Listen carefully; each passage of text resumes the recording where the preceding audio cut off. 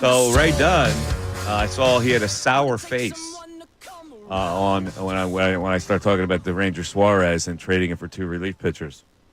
Ray, you were sour. So explain why. Yeah, I'm sour on this one because you're saying everyone around baseball needs starting pitching, yet you have starting pitching. Why are you giving that up so soon? Because you don't need it. You might. You got enough starting pitching. Didn't we see last August and September what happens when you don't have enough starting pitching in your organization? They got four solid starter pitchers and one coming on the way. And you're talking about without trading Ranger Suarez. You're talking about trading in May.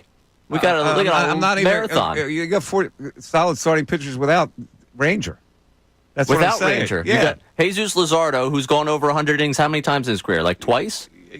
Right. Sometimes you got to take a chance when you're bereft in another situation. You don't have a choice. You got to bite a bullet. The biggest problem on their team right now is what? The bullpen. All right. Well I'm addressing it. That's what I'm addressing. The problem isn't their starting pitching. The problem is their bullpen. Yeah, but what you're doing right now is trying to plug a hole, and you might open up another one. Where? Where are you opening up another one? You got a life raft and painter coming up. Where are you opening up another one? Weren't you the same person that told us a month ago we can't just rely on this painter guy coming up and being the star? But I got four starters anyway.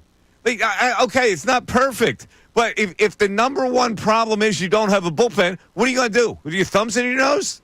I'm not making a move in May that's going to jeopardize my rotation in August. I am making a move. I'm making a move right now because I got to get that bullpen solidified. It is a mess right now, and you got to get guys in certain roles. So you got to get two good arms, and you got to put them in a bullpen scenario because as good as your starting pitching is, you're still going to need occasionally 6, 7, 8, 9. And how many teams in May are giving you two quality bullpen arms? I don't know. A team that's desperate for starting pitching.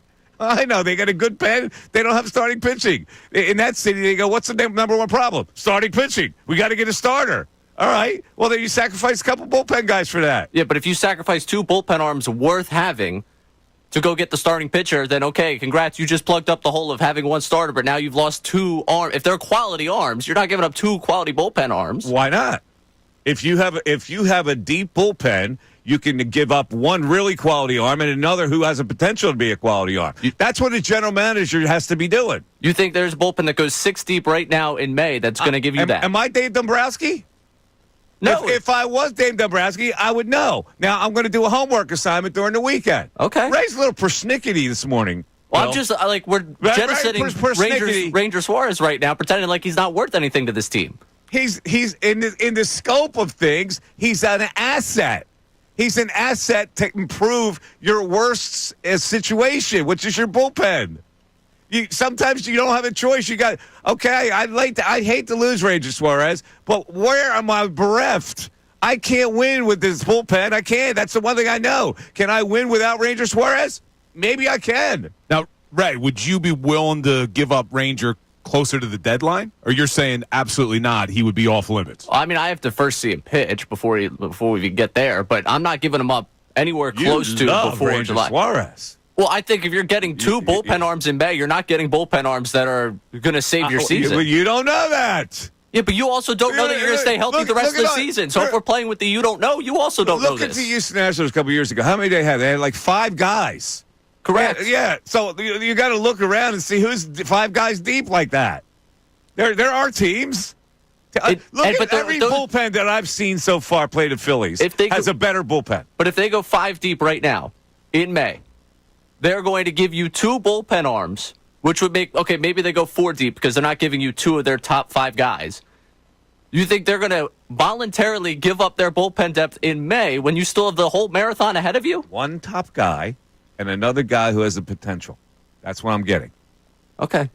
I'm not jettisoning Ranger Suarez for that right now. Loves himself some Ranger. Bill. I'll tell you, I just like Sirianni. I just like sitting here watching it. I've never seen you two go at it. We got a new Ray here? I think he does. The Sirianni love is now the Ranger love? Ray has a point, but I can't believe that I'm saying this. The reason that I would be willing to give up Ranger, I actually am trusting Taijuan Walker now. Not to be Ranger Suarez, to be your 5th guy. Like if you have Wheeler, Nola, Sanchez, and Luzardo as your top 4 guys, you still probably have the best rotation in baseball, even if Walker is your 5th starter. And then, like, to Mike's point about if Andrew Painter's coming up in June or July, see, I think, Ray, where I think now would be too soon. I agree with you there. Like, you're not probably going to be able to flip him for anything of real value after 2 starts. But I'm definitely willing to flip him, even if he's pitching well. 3 starts then. Because you got to do something, right? Like, when you talk about, they are right now, they've improved a little bit. The Phillies are no longer the 29th ranked bullpen. They're the 26th. You're not winning anything with that bullpen, even if Ranger Suarez comes back and is the Ranger Suarez you saw 2 years ago. Okay.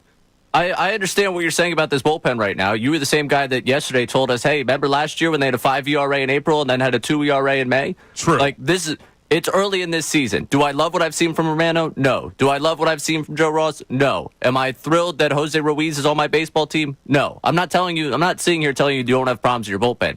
I think going out and addressing them right now. Forgot Hernandez. So go ahead. Hey, Hernandez, 3 straight scoreless outings. Get ready. The Carlos Hernandez. Hitting 100 miles an hour, too. All right, Yeah, so he still I doesn't just know did how a to little pitch. research. The best bullpens, the Dodgers. When the Dodgers do it, they sometimes have a problem with their starting rotation with injuries.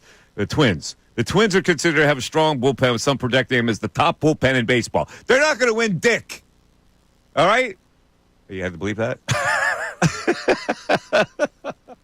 So you zero in on the Twins. The Guardians bullpen has been lauded for their performance. The Rays have consistently ranked them in the top bullpen. The Pirates are also included. Go after those teams. That's where you go after. Okay, so wait, let's run down those teams. Dodgers, I don't think they're touching it because they've spent so much money on that starting rotation. I don't understand why they would give up anything they have in the starting bullpen. rotation is hurt, like Glass now, or somebody gets hurt, like what's the other guy's name? Snell. So if They you pick get up the hurt. phone, call LA. LA is like, we got hurt starters. What do you got for me? I got a starter that's made 2 starts coming off of a back injury. I know enough about Ranger Suarez. Yeah, we'll take Ranger. I know enough about him. I don't need to see another start from him.